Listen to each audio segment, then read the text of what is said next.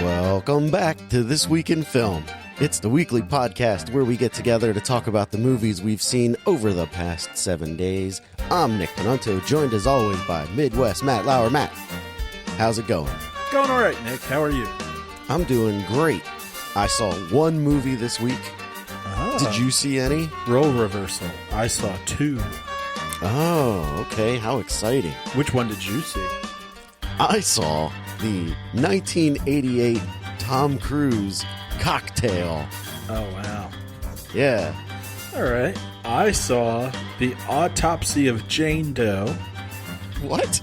Didn't you hate that movie? No, you're thinking of The Possession of Hannah Grace or Hannah Rose or something. You know what?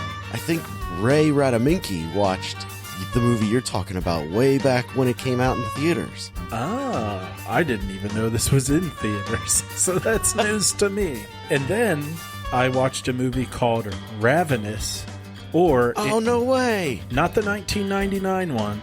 Oh. I've seen that as well. But this is a more recent movie from, I believe, France. That the original title is, and I'm going to butcher this, LesAffamés, or LesAffamés. That sounds right to me. Yeah, that one.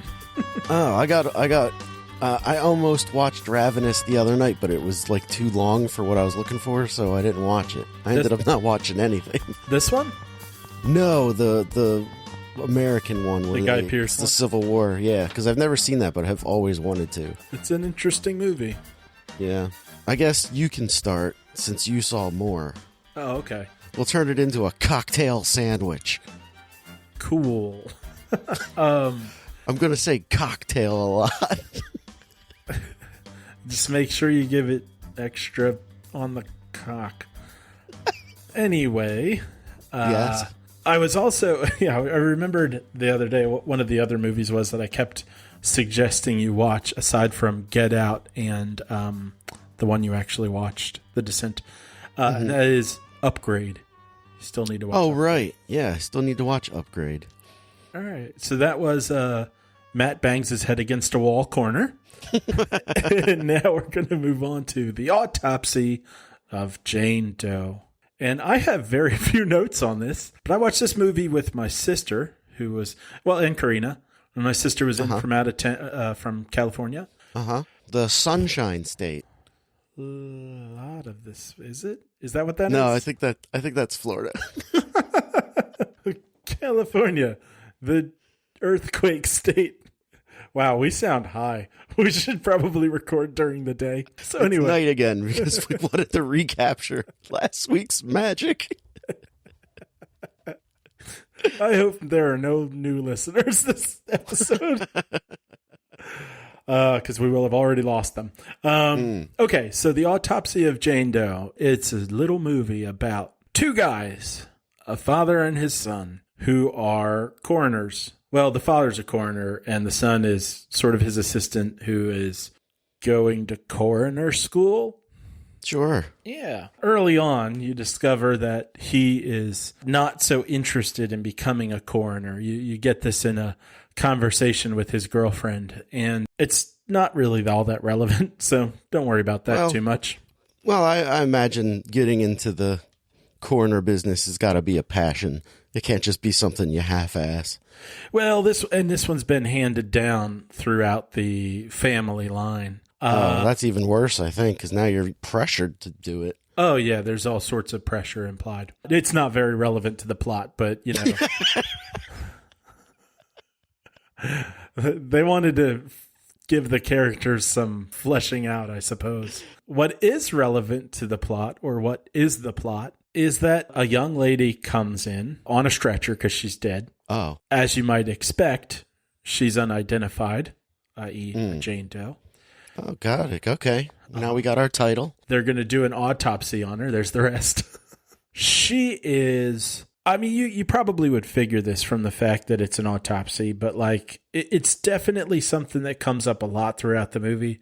She is super naked the whole movie long. So there's lots of dead nudity in this. So Nick will probably review this next week. But anyway. I'm watching it right now. I just turned it on. What they start finding is kind of mysterious things going on in and on her body that make what happened to her. It raises more questions than it answers as they're doing the autopsy. By the way, the father is Brian Cox, or as Nick would say, Cox. The son, I'm not quite sure who the son is. He's an actor. We looked up the actress who plays Jane Doe to see if she's been in other stuff, because for the most part in this movie, all she does is lie there. But she hasn't been in a whole lot. Anyhow. Well, think of all the people that played dead bodies on Law and Order, you know? You know, I could think about them, but I keep coming back to the fact that they are not on the screen naked for an hour and a half, which this girl is. And I kind of expected that when I looked up her career, she might have been in like porn after that, just because the nudity. But no, she's been in like 4 things. One of them's, I think, actually 2 of them I think are in post-production right now. I'm not sure who plays the son. Sorry, I didn't look that up. But this takes place in one location, this morgue. Okay. The whole time. And honestly, it's pretty effective use of what must be a very low budget. And the things that they're finding out about the girl are, it's interesting. It's kind of intriguing that they're finding these things out and trying to figure out like, well, what's going on here.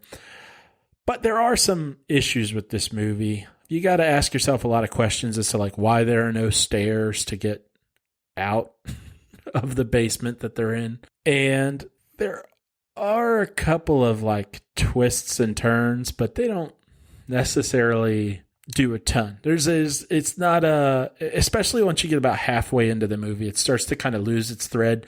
But for the first half, atmospherically, it's pretty good. Brian Cox, I think, is always a good actor. If you're looking for a kind of a horror movie that's sort of a sustainable level of action throughout, like you don't want a real slow burn, but something that's going to drop little nuggets pretty consistently, then I would say go ahead and check this one out.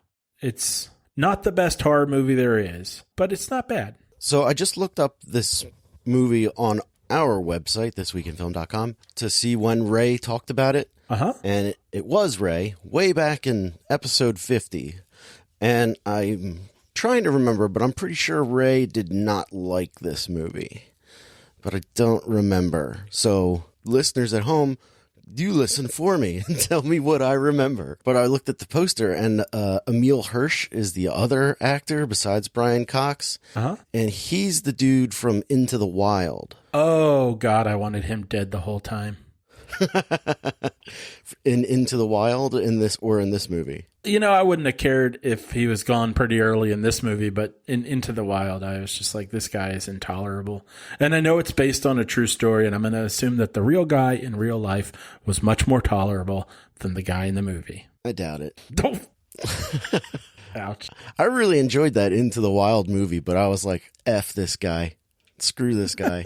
Like, I feel the way about the dude from Into the Wild the same way I feel about the guy from Grizzly Man. Okay, I'm like, yeah, you did this to yourself. Like, this is all your fault, and now you're going to make other people pay for it, or other things pay for it. But I thought Emil Hirsch was terrific in Into the Wild. I really enjoyed that movie. It got me interested in reading, or I guess not reading, but seeing other movies based on books by the guy who wrote that book.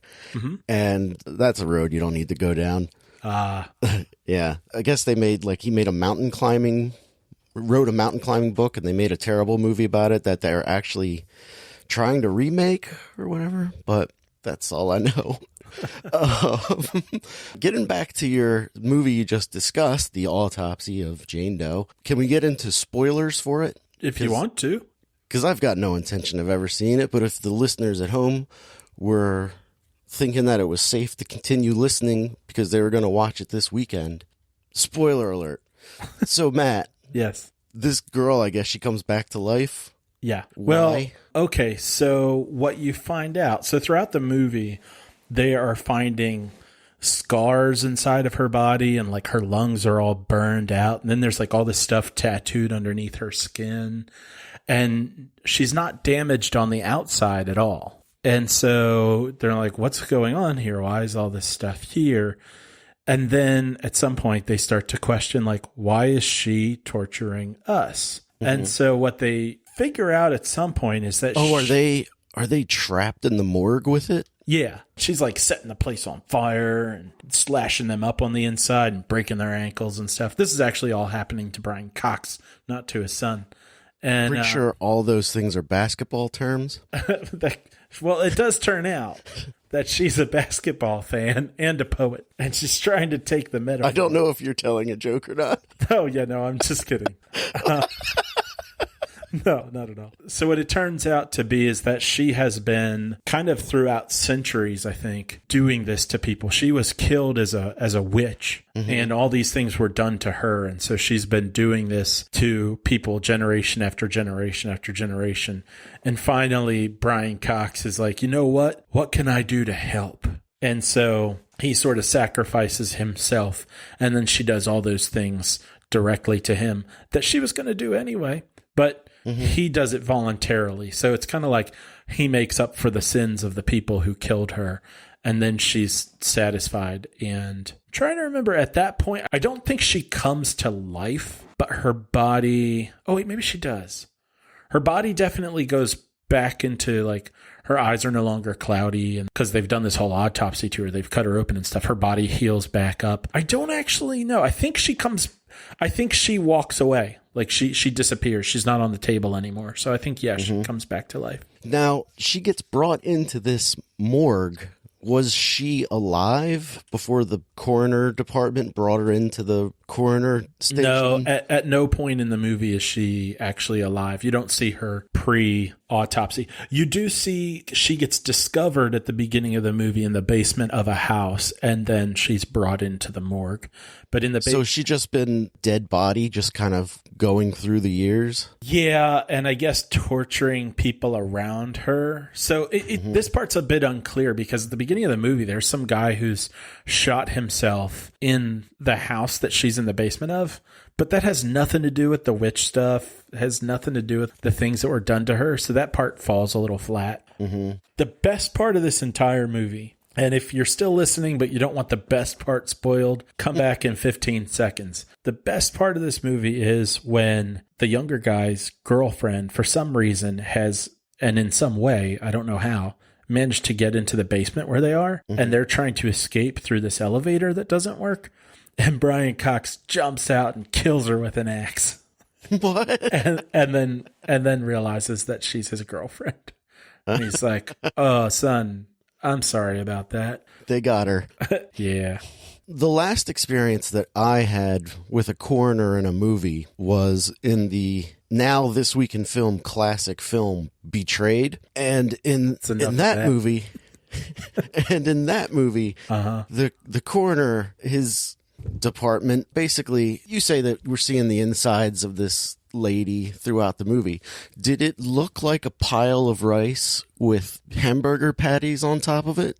No, they put a lot more effort into this one than in that movie. Interesting. And she's actually not cut up throughout the entire movie. They probably cut her open maybe like halfway through. I'm just saying she is on the slab naked this whole time. They just don't. So like they.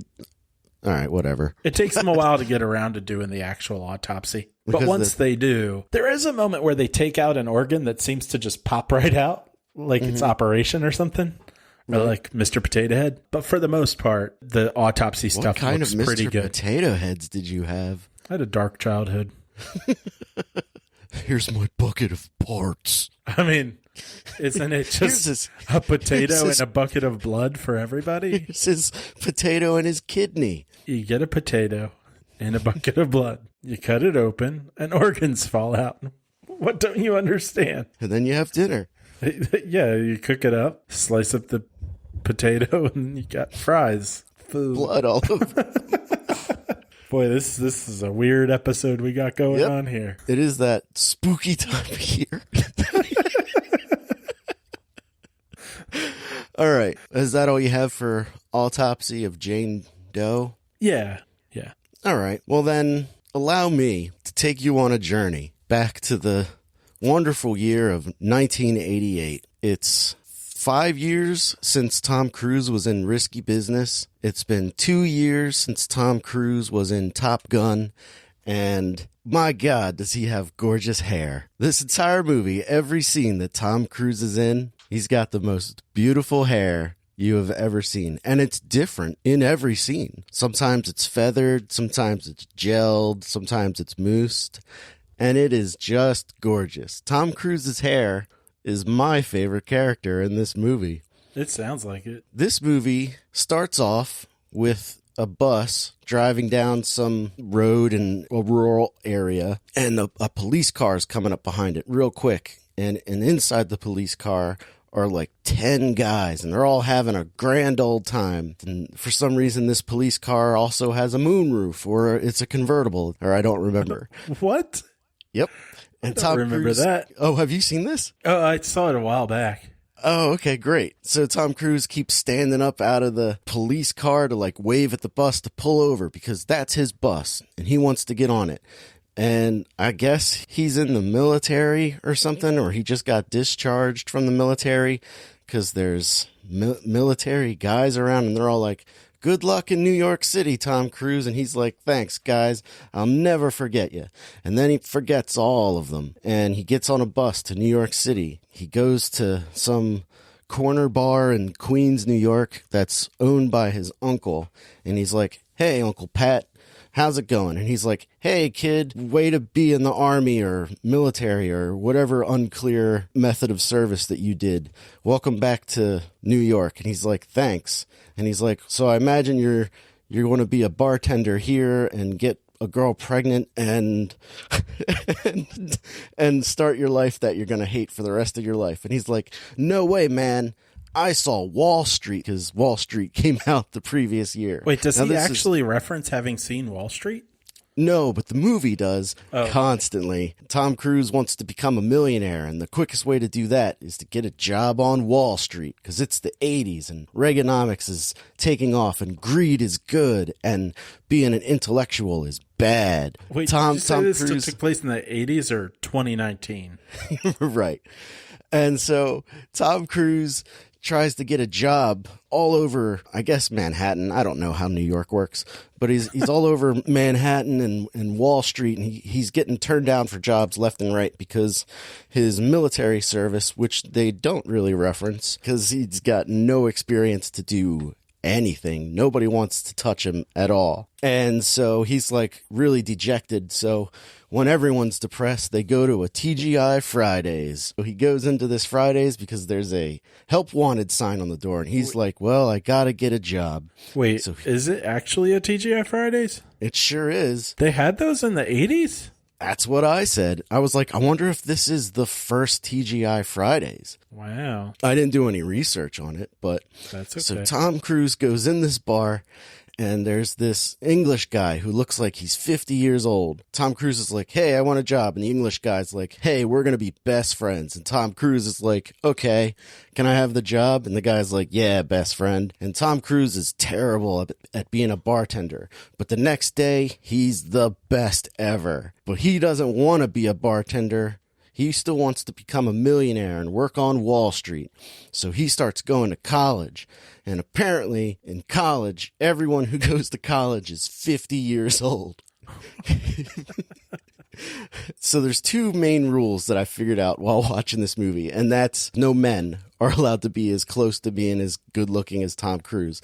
I will say, the guy is a straight up handsome dude. He's fantastic looking, and he's got that gorgeous hair. Number two, no one is allowed to be younger than Tom Cruise in this movie. Everyone, except for Elizabeth Shue, is older than Tom Cruise, which is really weird, especially when he's in college. Like, he's clearly taking these undergrad classes, and everyone in the college looks like they're adults doing a continuing education course, or people who are clearly not in college straight out of high school. I wasn't in college in the 80s, and maybe there was more of an adult crowd going to college back then, or an older adult crowd going to college in the 80s, but you would think there would be some young people. His first day in class, he's taking this economics class, And the teacher is just spouting off all this gibberish. He starts saying formulas and all this stuff, and it's clearly the first day, and he's like explaining the syllabus. And my wife, who has a degree in business or marketing, one of those two,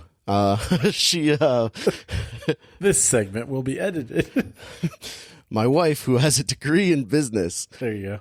she goes, this guy's not saying anything. He's just saying gibberish. None of this makes any sense. And I'm like, yeah, but to 1988 America, this is what it's like to go to college and get talked down to by a haughty-taughty professor. Over the course of the next 20 minutes, Tom Cruise's spirit is broken. And the final straw is one day he's in his one economics class, and this professor had given everyone an assignment to create a business plan. And this business plan is supposed to be real. Like, this is your business plan for what you're going to do when you get out of college. And if you screw this up, God damn it, you've wasted all of your money. You stupid idiot. You stupid bastard. How could you screw up your very first business plan in a class? And this teacher lays into everyone. And Tom Cruise, understandably, is like, why don't you lay off? And he's like, what's your name? And he's like, whatever, I'm Tom Cruise, whatever the character name is. He's like, I'm Tom Cruise. And not a very original like, name for the character. The teacher's like, oh yeah, I remember yours. You wanted to create a New York style bar and restaurant and make it populate all over the United States. And I'm like, oh, just like TGI Fridays. This is the story of TGI Fridays. And the guy's like, why would anyone ever want to go to a bar from New York in Midwest Ohio? And he throws his business plan at him. And then, like, that's the last time Tom Cruise is in school. It's at this point, Tom Cruise is the world's greatest bartender now, where he can do, like, him and his English best friend who's like 50 are like throwing the bottles like between each other, like juggling, doing all kinds of stunts or whatever to wow the ladies. Yeah. Because when you wow the ladies, they'll give you more money and you'll also get to sleep with them. And something's going on where Tom Cruise meets Gina Gershon, who I think looks much better when she's older. I don't care for 1988 Gina Gershon. Sorry, Gina Gershon. I like Gina Gershon from, I think it was Best of the Best 3. She's great looking in that movie. So Tom Cruise and Gina Gershon begin a relationship where I guess it's supposed to be like a one-night stand where he's at her apartment / giant house because she's a millionaire. And they're like in bed together and they're just rolling around on the bed. And I'm like, is this what sex was in 1988? Like, they're just rolling around the bed, laughing. Changed things. They're just laughing and rolling, and eventually they roll off the bed, and then he's leaving the apartment the next morning, and she's like, when can I see you again? And he's like, I don't know, we'll get together. And then the next scene is they're in Tom Cruise's apartment, and the English guy is there, and Gina Gershon's there, and Tom Cruise has got his arm around Gina Gershon because clearly they've been together for, like, some serious time has passed, and they're this well-established couple. And the English guy's like, so why'd you call me up here anyway? And Tom Cruise says, I think we should open our own bar, and we'll call it Cocktails and Dreams or something like that. And the English guy's like, I don't have any money. And Tom Cruise is like, we'll go to Jamaica and make our money because there's no taxes and we're young white men and women will give us money in Jamaica. And the guy's like, okay, that sounds like a plan. And then they go play basketball where Tom Cruise and his amazing hair wear these tiny shorts. And he just shoots baskets. And he's telling the English guy all about how he had sex with Gina Gershon. And it's at this moment you realize, wait, is this the next day? Is this the day Did that after? all happen in 12 hours? Yeah. This whole 20-minute section of the movie. It feels like it's been like a whole season. And it's been like one day because at the end of the basketball game, the English guy says to Tom Cruise, I bet your girlfriend's going to be banging some other dude by the end of the week. And Tom Cruise is like, you're on. And so the English guy bangs Gina Gershon. And Tom Cruise is like, what the hell, man? And he's like, I didn't really want to lose the $50 bet I made to you. And she's also a whore. And Gina Gershon comes over to Tom Cruise and's like, hey, thanks for talking to everybody about my sex life. And Tom Cruise is hurt. And so he fights the English guy. But meanwhile, I'm like, you were all over each other in Tom Cruise's house with the English guy there. What? What are you upset about, Gina Gershon? Anyway, so that's the So end. is she saying, I had sex with your friend because you told people I had sex with you? Yes. Ah, Yeah. okay then. That's exactly what happens. Tom Cruise and the English guy fight in the bar, and they break up basically.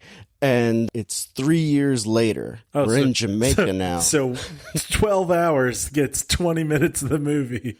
Yeah. 3 years gets just a title card. Yeah. And so Tom Cruise is now in Jamaica, where he owns his own little beachside bar that's doing very well, and he seems pretty happy. TGI Thursdays. Yeah. He's making his way along. I guess he's got like a long-term plan to still build his own bar in New York City or whatever. But Elizabeth Shue shows up, and Elizabeth Shue in 1988 Cocktail might be the most beautiful woman there ever was. She is drop-dead gorgeous. Blows Michelle Pfeiffer and Lady Hawk way out of the water. And a talented actress, too. She is a talented actress. So she shows up and a whole bunch of stupid stuff happens. They basically fall in love. And over the next 6 years, seemingly, they decide to just be exclusive with each other. And then eventually they have sex under a waterfall. After 6 years? That's what it seems like. But apparently it's, again, only a day and a half. Oh, not 6 years. No, it's not 6 years.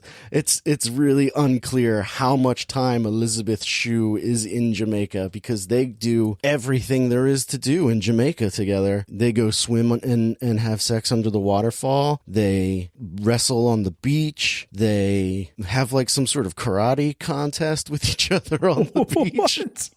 Yeah, there's a weird taekwondo sequence. So that's where Daredevil and Catwoman got that from. There's a sequence where you see a Jamaican man doing some street dancing, and they're having a wonderful time. And you're like, wow, some serious time must be passing. How does Elizabeth Shue, she said she's just a waitress in New York City. How is she paying for all this? I guess the day after they bang each other, the English guy shows up in Jamaica, and he's married now to the actress Kelly Lynch. And she's kind of slutty, and he's into it, and she's rich, and she married him to piss off her family. And he tells Tom Cruise, hey, I finally found what I've been looking for. A rich, wealthy woman to take care of me. I'd like to pause the conversation and clarify something here. I wasn't saying this woman was playing herself because she was being slutty. I was just saying it because the way you introduced her by name. They have their relationship and they seem comfortable with it. So, more power to them. Tom Cruise is like, I guess we're best friends again, right? And the English guy's like, of course we are. And then later, the English guy, while Tom Cruise is working, says, hey, you see that lady who looks like Glenn Close over there? Ooh. I bet you can't sleep with her. And Tom Cruise is like, hey, bird lady, I bet I can sleep with you. And she's like, Glenn Close looks like Big Bird. Okay, this episode's going to be called Nick Assesses Women's Attractiveness. Glenn Close looks like a giant Big Bird. Like, if you put feathers on her, you'd be like, oh yeah, Big Bird. We're sorry, Glenn Close. We know you're listening.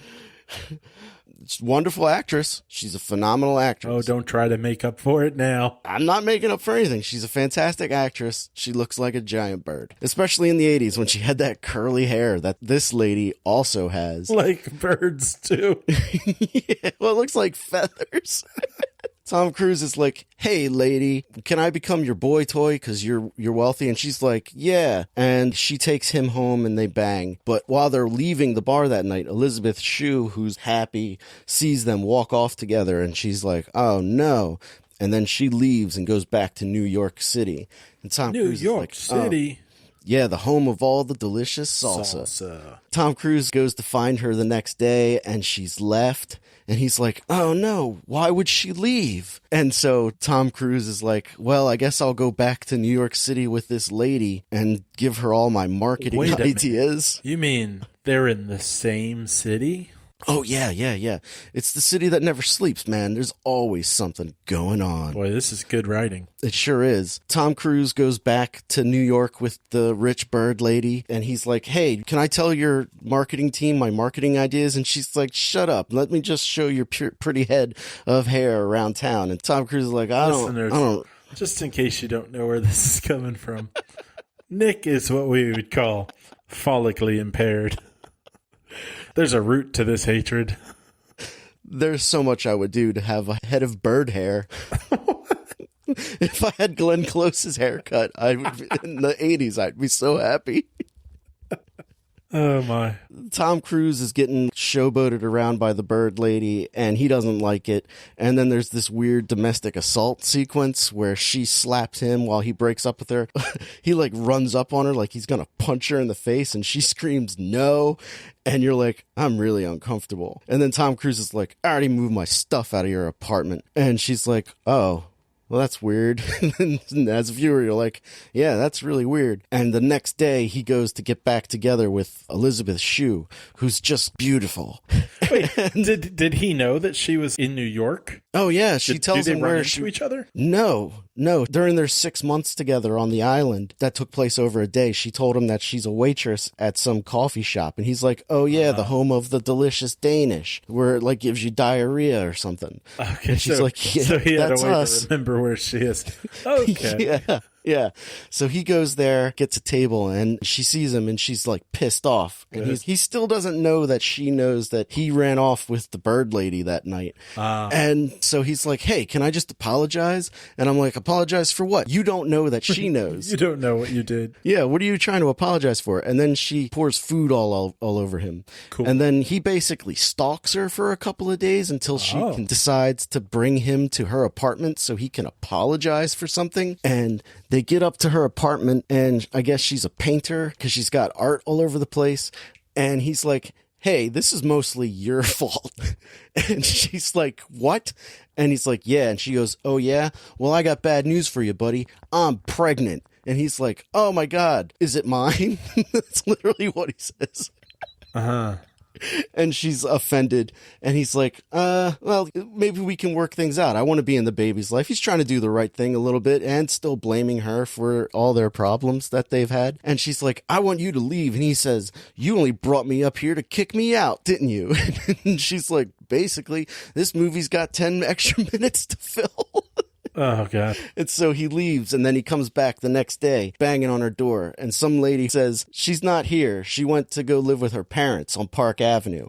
And Tom Cruise is like, do you know their exact address? And she goes, yeah. And then she says this specific address and apartment number. And I'm like, I've been with my wife for like 10 years. I could not tell you what her mom's address is. Right. Sorry, ma'am. It's in my phone, but I don't know it off the top of my head. And I used to go to your house every day, right? Pretty much. Like back in the day. And if anyone asked me what your address was, I'd be like, I don't know, Beechwood something. That's as close as I would be able to get. It's that house down that road. And so he's like, wait a minute, Park Avenue? And the lady who opened the door is like, yeah, her family's loaded. He goes to the apartment and like forces his way in, and her dad's there. And he's like, I don't want to know you, and I don't want you to be a part of this family. And he cuts him a check for $10,000 to like disappear. And Tom Cruise is like, $10,000? Is that all your daughter's worth to you? And I'm like, I don't know what you're going for here, Tom Cruise. Yeah, do you want how much would it take for you to go away? And he's like, this is what I think of your offer. And he tears it up, and Elizabeth Shue sees him do it. And she's like, oh, please leave. Tom Cruise leaves, and then he comes back later with an even more beautiful head of hair. And he goes upstairs, and he's like, hey. And he like punches a bellhop to get inside the apartment. And he's like, hey, marry me. I love you. And she's like, oh, okay, I love you too. And so they run off and get married. And then the next day, Tom Cruise opens his own bar in Manhattan called Cocktails and Dreams. And she's 9 months pregnant. And Tom Cruise is standing on top of the bar reciting a poem he wrote, because that's something that happens earlier in the movie. And he's saying it to Elizabeth Shue in this jam-packed bar. It's a nice poem. And he's like, I hope my kids don't end up like me. And she comes over and she goes, by the way, we're having twins. And he's like, Twins? Record scratch, movie's over. I don't remember this movie, but I hate it. I hated it so much. Oh my God. What possessed you to watch this? My wife wanted to watch it. Possessed you to watch it. It's so bad. It's so poorly written. It's really uncomfortable. You just don't feel comfortable watching it. Like the fact that Tom Cruise, I know I went on for forever with the plot of the movie, but I really wanted to. So Tom Cruise is like the youngest guy in this movie. It's just so awkward. And my wife made a good point at one point. She says, ooh, you know what would make this movie better is if Patrick Swayze was in it. And I was like, oh, that's an interesting thought. And I went, you know what? Patrick Swayze would bring an even creepier edge to this movie because Tom Cruise has kind of that sort of innocent look to him where Patrick Swayze has that not so innocent look where I'm here to use all of you. It's like, that's not going to work. But it just felt so uncomfortable the whole time. Like you're just kind of skeeved out. I felt like my clothes smelled like cigarettes at the end of the movie. That's like the 80s. Yeah, the 80s fashion is, there's one woman who's wearing a green couch cushion for a sweater, and you're just like, oh God. Did Jill like it? We had fun watching it, but I don't think she liked it. When we finished watching it, I was like, I can't wait to talk about this movie. I wish I remembered it better. You know, you pointed out something along the way in terms of like the montage, especially the stuff that seems like it's going on forever. And this is kind of an ongoing complaint I have about romantic comedies and like romance movies, is that not many people know how to write people falling in love. And so what they do a lot, and I think a good example of this is the movie In Good Company, which I actually think is a pretty good movie. I love In Good Company.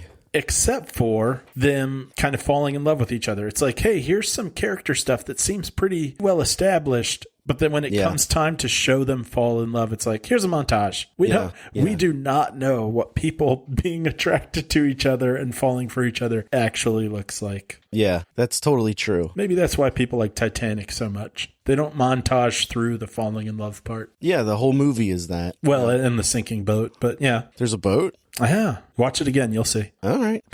This movie is not good. I want everyone to see it. It's only an hour and a half-ish. What is it? Hour 45. It's totally worth watching. It's awful. And you get to see all these different things you can do with your hair when it's cut short. Oh, God. The military stuff never comes back. The college stuff never comes back. The way he's able to open a bar of his own the day after they storm out of her parents' rich apartment is because his uncle gives him a loan or something. And none of it makes any sense. Nothing matters in this movie. They're like, well, we hit an hour 45, time to end. Oh, it's an hour and 45 minutes long.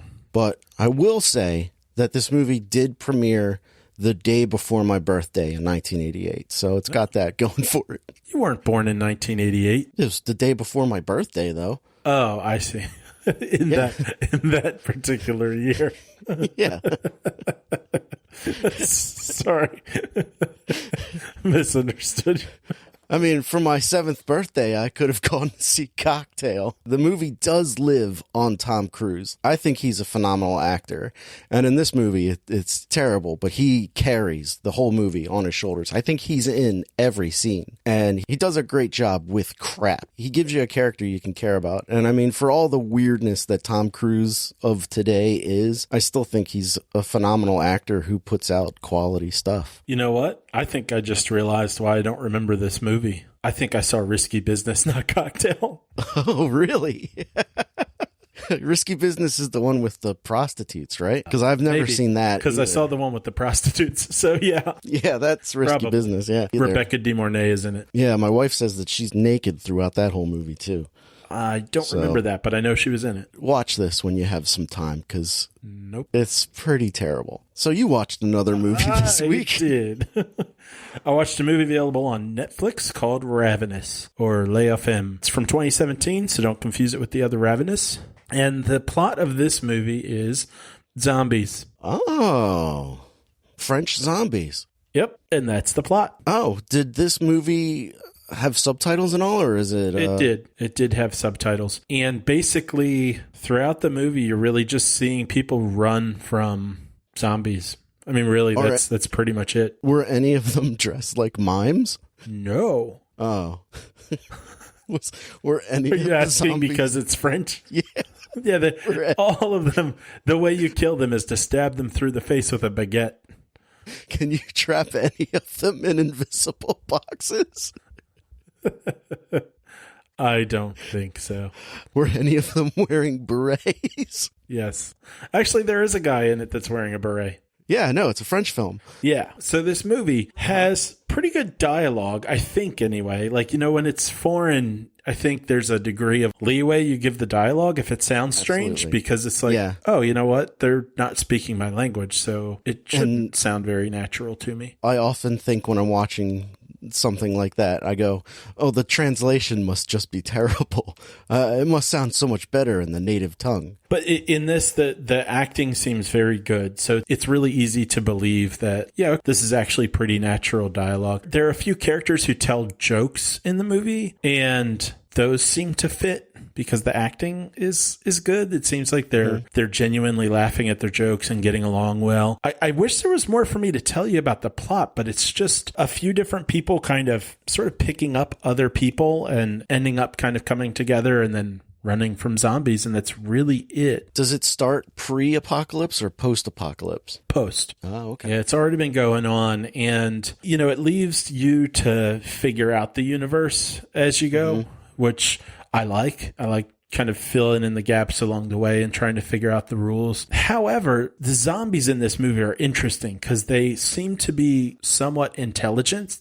They can kind of work together and do things like kind of creep up on people. But they're not mindless. Yeah, not completely. But it is really unclear like how they work, what the rules are, even how they die. Because it seems like some of them need to be like super destroyed, and other ones, they'll get stabbed through the chest or arm or something and be like dead.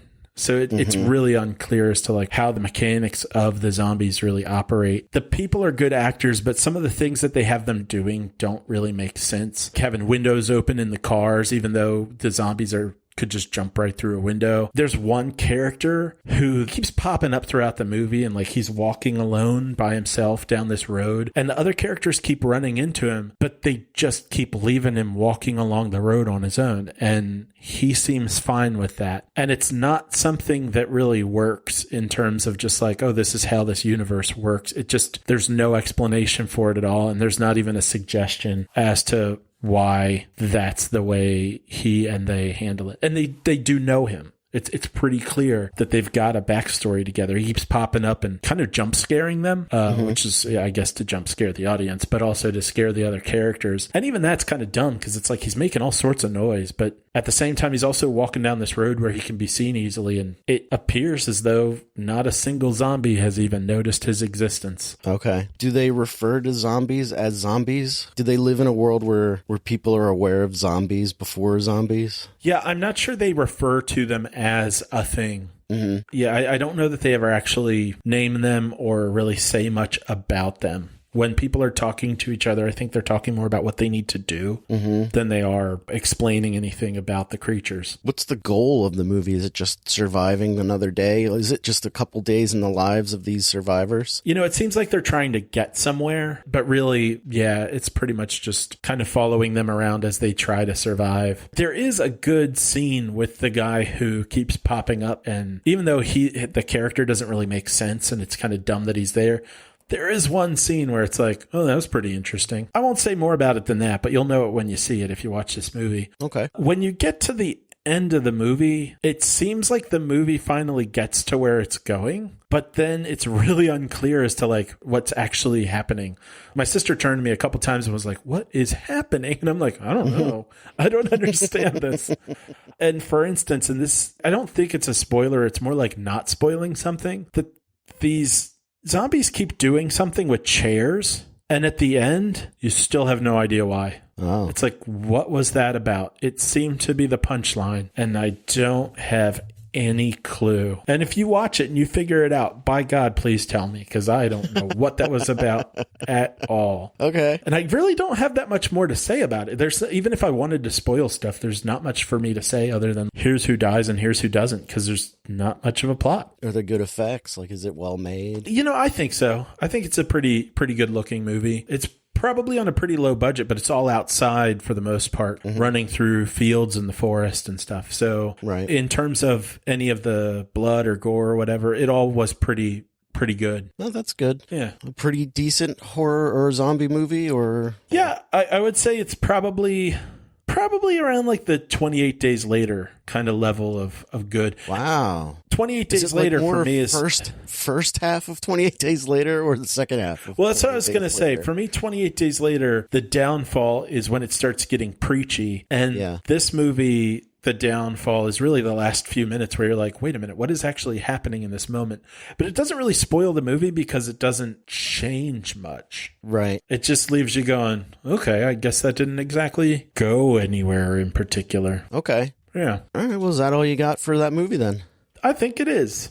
Yes. All right. Well, then that means it is time for our movie rankings list. Your name came up first, so we're going to do your list first. Okay. So let's see. Movies. First, I saw the first one, The Autopsy of Jane Doe.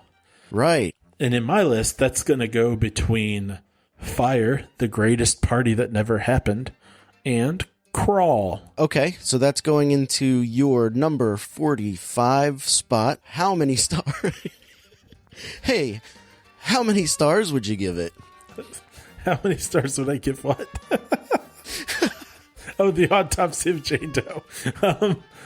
Sorry, I was looking for the other one and where I put it. I would give that 2.5 stars. 2.5 stars, okay. Yeah. And I would recommend it. You would. Interesting. And then the zombie movie. Ravenous. The LesAffamés. And that one I'm going to put between Creep 2 and Clash of the Titans. What? Okay. Way up there. Yeah, Clash of the Titans is way up my list. What the heck? This is going into your new number 33 spot. And now that I'm looking at my list, boy, did I put Brightburn too high. How many stars would you give Ravenous? 3. 3 stars. Oh, okay. And I'm guessing that's a recommend. Yes. Okay, great. Moving on to my list, I saw Cocktail, and I am conflicted because this movie was terrible. I don't ever want to see it again, but I had a lot of fun watching it. So many things on this list are much higher than it. So this is going to go into the new number 71 spot between Alita Battle Angel and Arctic. Goes Cocktail. Nick is 5. And I'm going to give this movie 1.5 stars. Half a star for how gorgeous Elizabeth Shue is. Half a star because I like Tom Cruise. And I think we all know where that last half a star's going. To his hair? Bird Lady's hair. No, Tom Cruise's hair. Now, no, this is a no. I don't recommend it, but I want everyone to see it. This list is so screwed up. It doesn't make any sense anymore. Listeners, let us know if you'd like to hear movie versus movie again. Seeing as how this list doesn't do anything for you. Okay, Matt. Yes. Anything for Midwest Matt recommends for this week? As a matter of fact, a show that I've mentioned before, Binge Mode, has started a new season that focuses on the Star Wars universe. Oh, so okay. I just listened yesterday to their episode about the Phantom Menace, and I believe they just released one about Jar Jar Binks. And so you get to find out all sorts of stuff about that. But they'll probably be going through all the movies and maybe some of the other side projects until the new movie comes out. Is that a daily show? No, I think it's weekly. Okay. The new Star Wars trailer came out this week. Did you see it? I haven't seen it yet. I've heard of it. It's okay. Oh, you sound slightly more interested than you were. I'm slightly more interested, but I don't know. It's a J.J. Abrams production, so you don't know what anything is about. Right. He's real good at Leaving it obscuring ambiguous. things. Yeah. Yeah, which is good. He's not giving anything away with the trailer, but I'm also not getting anything from the trailer. But some pretty cool visuals in Star Wars movie. Luke Skywalker's talking a lot. I think it's Luke Skywalker. That was Preview Corner. Check out the website, thisweekinfilm.com. Links to all of our other stuff that you may or may not be interested in. If you want to tell us what you saw this week in film, send us an email at thisweekinfilmpodcast@gmail.com. Or if you just want to talk to us in general, you can send us a message that way or through all the regular social medias. Anything else, Matt? Nope. Well, thanks for joining us on a very silly episode on a late Wednesday night. And I guess if that's the end of the reel, we'll see you next week in film. And like I always say, always judge movies, not people. Bye. I'm sorry, Glenn Close.